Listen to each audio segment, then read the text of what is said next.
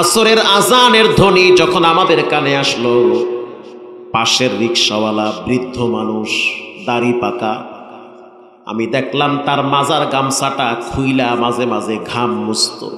রোজাদার মানুষ। তার রিকশার ভিতরে দুইজন যাত্রী ছিল, প্যান্ট শার্ট টাই পরা, খুব ভদ্র মানুষ। এই দুইজন ব্যক্তি বারবার বলতেছে, চাচা একটু দ্রুত নিয়ে যান। স্বাভাবিক সময় বেশি হয়ে গেলে যাত্রীরা বলে যে তাড়াতাড়ি চালান, বলে কি বলে না, সময় কম তাড়াতাড়ি যান। রিকশাওয়ালা বলতে আছে, বাবা সাধ্য অনুযায়ী চেষ্টা করতেছি, টেনশন কইরো না।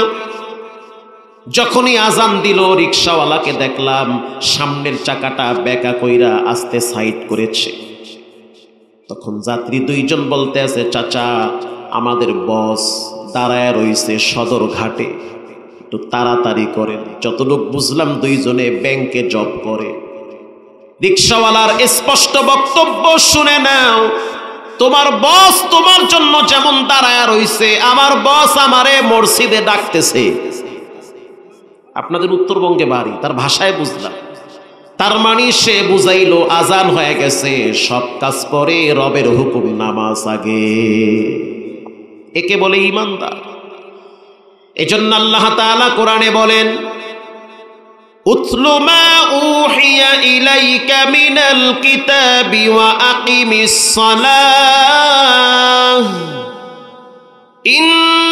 ইন্নাস সালাতা তানহা আনিল ফাহশাই ওয়াল মুনকার। নামাজ সমস্ত খারাপ কাজ থেকে মানুষকে ফিরায় রাখে। যত রকমের ফাহিশা কাজ আছে, সমস্ত খারাপ কাজ থেকে নামাজ ফিরায় রাখে। আপনি জেনা করেন, তারপরও নামাজ পড়বেন। হারাম খান, তারপরও নামাজ পড়েন। 2 নম্বরই করেন, তারপরও নামাজ পড়েন। আল্লাহর কসম দিয়া বললেও কাফারা দেওয়া লাগবে না। একটা টাইমে দেখবেন খারাপ কাজ থাকবে না, আপনার জীবনে কবরের সাথী হয়ে যাবে নামাজ। খারাপ কাজ চলে যাবে, নামাজই ঠিক থাকবে। আল্লাহর রসুল বলেন, আল্লাহর কাছে 3টা জিনিস সবচেয়ে প্রিয়। 1 নম্বরে নামাজ। বলেন 1 নম্বরে কি? 2 নম্বরে বিররুল ওয়ালিদাইন। আল্লাহর কাছে সবচেয়ে প্রিয় আমল হলো মা বাবার সাথে সৎ ব্যবহার করা। আবার বলতেছি, আল্লাহর কাছে সবচেয়ে প্রিয় আমল হলো আব্বা আম্মার সাথে ভালো আচরণ করা। এই বিষয়টা নিয়ে আমি একটু কথা বলি, ঠান্ডা মাথায় শোনেন। পৃথিবীর ভিতরে 2জন ব্যক্তি হলো আপনার জন্য নিঃস্বার্থভাবে দোয়া করে, যারা আপনার জন্য সবচেয়ে বেশি টেনশন করে। একজন হলো মা, আর একজন হলো বাবা। এই 2টা জায়গায় রব্বুল আলামিন জান্নাতটা বিছায়া রাখছে। রাসূল বলেছেন, মায়ের পায়ের নিচে তোমাদের জান্নাতটা আল্লাহ পাক সাজায়া রাখছে। কেউ যদি মায়ের সাথে বেয়াদবি করে, সে যেন মনে রাখে তার অধঃপতন ঘনিয়ে আসছে। আর কেউ যদি মায়ের সাথে সদ্ব্যবহার করে, ভালো আচরণ করে, সে যেন মনে রাখে তার রব তার প্রতি দয়ার হাত বাড়ায়া দিছে। ভিন্ন এক হাদিসে আল্লাহর নবী বলেন, আলা উনাব্বিউকুম বিআকবারিল কাবাইর। আল্লাহর কাছে সবচেয়ে ঘৃণিত 3টা অপরাধ, সবচেয়ে জঘন্যতম 3টা পাপ। 1 নম্বরে আশিরকু বিল্লাহ। যে ব্যক্তি আল্লাহর সাথে অংশীদার করে, যে ব্যক্তি শিরিক করে, সে আল্লাহর কাছে সবচেয়ে বেশি ঘৃণিত।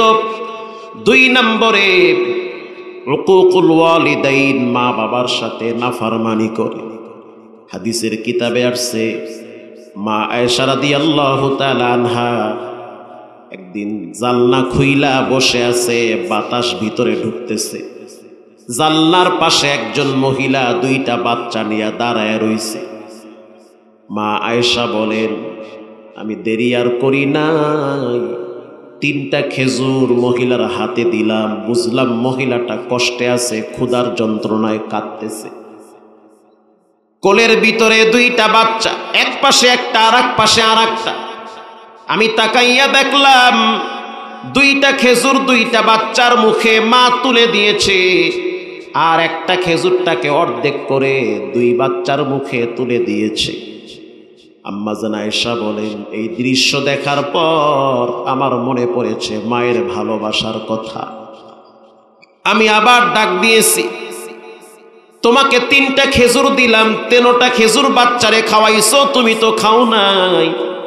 মহিলা বলতে আছে, বাচ্চা খাইলে আমার খিদা মরে যায়। আল্লাহু আকবার। বাচ্চাগুলা ক্ষুধার্ত, ওর বাবা জিহাদের ময়দানে শহীদ হয়ে গেছে। এই জন্য আমি ভিতরে বাক্সের ভিতর থেকে আরো একটা খেজুর বের করছি। খেজুরটা বের কইরা আমি বললাম, তুমি খাবা, এই খেজুর কিন্তু তোমার জন্য নিয়ে আসছি, এটা আমার ভাগের খেজুর, এটা আমি তোমাকে দিলাম, তুমি খাবা, বাচ্চারে তো 3টা খাওয়াইছো। এটা বলার পরে আমি তাকায় দেখলাম মা খেজুরটারে নিয়ে আস্তে করে আড়াল হয়ে গেছে। তার মানে আয়েশার চোখের আড়াল হইয়া ওই খেজুরটাকে 3টা ভাগ করেছে। 1 ভাগ নিজের মুখে দিছে, বাকি 2টা ভাগ বাচ্চার মুখে দিয়েছে। বাচ্চার মুখে দেওয়ার পরে খাইয়া বাচ্চা এবার মায়ের মুখের দিকে তাকায় রইছে। মা আয়েশা বলেন, তাকায় দেখলাম মায়ের ভালোবাসা কারে কয়। মা নিজে জিহ্বাটা বাইর কইরা বাচ্চার মুখে ঢুকায় বলতে আছে, চুষতে থাক আর তোদের ক্ষুধা নিবারণ কর। এই ঘটনা মা আয়েশা যখন রাসূলের সামনে বর্ণনা করলো, আল্লাহর হাবিবের চোখের পানি বায়া বায়া, দাড়ি ভিজে, জামা ভিজতেছে। মা আয়েশা বলতে আছে, মা ইউবকিকা ইয়া রাসূলুল্লাহ, কেন আপনি কাঁদেন? আম্মা জান আয়েশা বলেন, কেন কাঁদেন? রাসূল বলে, আমি কাঁদি না, মায়ের ভালোবাসায় আমারে কাঁদায়। ছোট্টবেলায় আমি আমার মায়েরে হারাইছি মাত্র 6 বছর বয়সে। আমার মায়ের পেটে থাকা অবস্থায় আমি আমার আব্বারে হারাইছি। জীবনে কোনোদিন আমি আমার আব্বারে দেখি নাই। জন্মের কিছুদিন পর আমি আমার মাকেও হারাইছি। মায়ের ভালোবাসাটা আবার কলিজার ভিতরে এখনো লেগে আছে। রাসূলুল্লাহ মাঝে মাঝে আবওয়া নামক জায়গায় মায়ের কবরের পাশে কান্দা দিত। সাহাবীরা প্রশ্ন করত, কেন কাঁদেন, এখানে কে শুয়ে আছে? আল্লাহর নবী বলতে আছেন, তোমাদের যেমন মা আছে আমারও তো একজন মা ছিল। আমার মায়ের কথা মনে পড়লে আমার কলিজাটা ফেটে যায়। পৃথিবীর মানুষ শুনে নাও, আল জান্নাতু তাহতা আকদামিল উম্মাহাত, মায়ের পায়ের নিচে তোমাদের জন্য জান্নাত, তোমাদের জন্য জাহান্নাম। ব্যবহার ভালো করবা, মায়ের সাথে হাসি মুখে কথা বলবা, সুখ দুঃখের গল্প করবা, রব্বুল আলামিন কিসমত খুলে দিবে। ব্যবহার খারাপ করবা, দুনিয়াও শান্তি পাবা না, মরার পরেও শান্তি পাবা না। এজন্য মা বাবার সাথে সৎ ব্যবহার করবে। আম্মা জান আয়েশা বলেন, আল্লাহর হাবিব সাল্লাল্লাহু আলাইহি ওয়াসাল্লাম মদিনার মরুভূমির ভিতরে, মক্কার মরুভূমির ভিতরে সাহাবীদেরকে নিয়ে বসে আছে।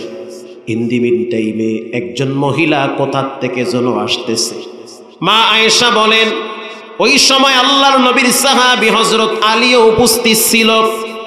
আলী যখন তার সামনে বসা ছিল, আল্লাহর হাবিব মহিলাটাকে দেখার পরে, বৃদ্ধ মহিলা, বুড়ি মহিলা, রাসূলুল্লাহর একটা সাদা চাদর ছিল, আর এক বর্ণনায় আসছে নীল বর্ণের চাদর ছিল। সেই বালুর উপরে রাসূলুল্লাহর নিজের শরীর মোবারকের চাদর বিছায়া দিছে। চাদরটা যখন বিছায়া দিল, আর বলতে আছে, আম্মা জান ইজলিস, এখানে বসেন। সাহাবায়ে কেরাম আশ্চর্য হয়ে গেলেন, বিশ্ব নবীর চাদরটা এমন কোন নারীর জন্য জমিনে বিছায়া দেওয়া হয়? এবার ওই বুড়ি মহিলাটা চাদরের উপরে বসে পড়ল। আল্লাহর হাবিব বাচ্চাদের মতো হাঁটু গেড়ে বসছে, কি যেন বলতে আছে। রাসূল মাথা নাড়ায় নাড়ায় বলতে আছে, ঠিক বলছেন আপনি। একটু পরে মহিলাটা দাঁড়ায় গেল। দাঁড়াবার পরে রাসূলও দাঁড়াইলো, মহিলাটাও হাঁটতেছে, রাসূলও হাঁটতেছে। কিছু দূর আগায় দেওয়ার পরে রাসূলুল্লাহ চলে আসছে। হযরত আলী প্রশ্ন করলো, এই মহিলাটাকে? আল্লাহর হাবিব বলতে আছে, এই মহিলাটা আমার দুধমা হালিমাতুস সাদিয়া। আলী শুনে নাও, আমি আমার মায়ের বেশি দিন পাই নাই, আমি আমার মায়ের ঘেরান হালিমার শরীর থেকে পাই, হালিমার স্তন থেকে আমি দুধ পান করছি। আর পৃথিবীর মানুষকে শোনায় দাও, মা বাবার সাথে যারা সৎ ব্যবহার করবে, ভালো আচরণ করবে, তাদের মৃত্যুর টাইমে ঈমান নসিব হবে। আল্লাহ কোরআনেও বলেন, পৃথিবীর মানুষ শুনে নাও,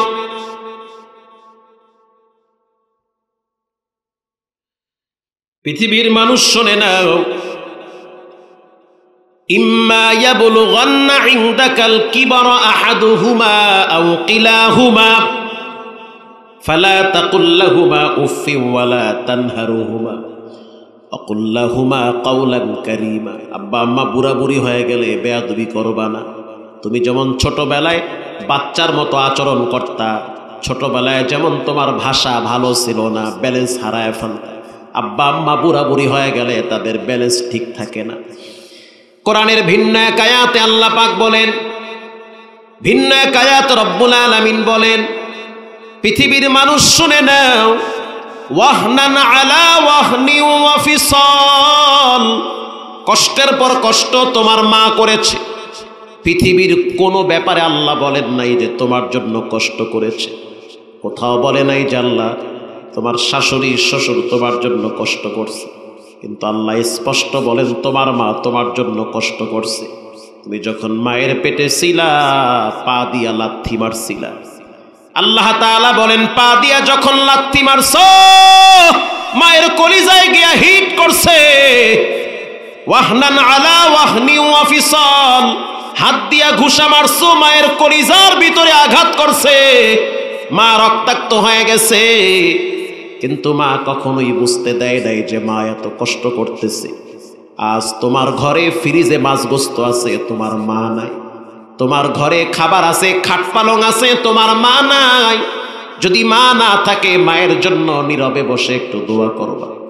আবার তো মা আলহামদুলিল্লাহ বেঁচে আছে। যদি কখনোই বিপদে পড়ি, প্রথম টেলিফোনটা মাকে করি, মা একটু ঝামেলায় আছে, দোয়া কইরেন, শুধু এতটুকুন বলতো, আল্লাহ ভরসা। পরে আমি আমার ভাইয়ের কাছে শুনতাম, মা তো ওই দিন রাত্রিবেলা ঘুমায় নাই, যায় নামাজে সারা রাত কাটায় দিছে। এটা আমার একার মা না, আপনাদের মাও। যখন আপনার কোনো বিপদ আসবে, তখন আপনার মা যায় নামাজে রাত কাটায় দেয়, চোখের পানি ছেড়ে দিয়ে বলে আল্লাহ আবার সন্তানটারে হেফাজত করে। পৃথিবীর কোনো নারী এই কাজটা আপনার জন্য করবে না।